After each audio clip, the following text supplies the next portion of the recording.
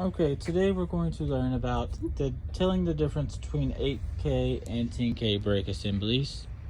Everybody? Okay.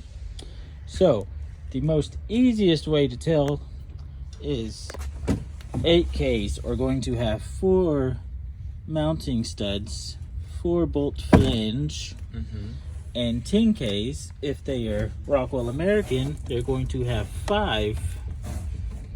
And if they're Dexter, they're going to have 6, or some people call them 7.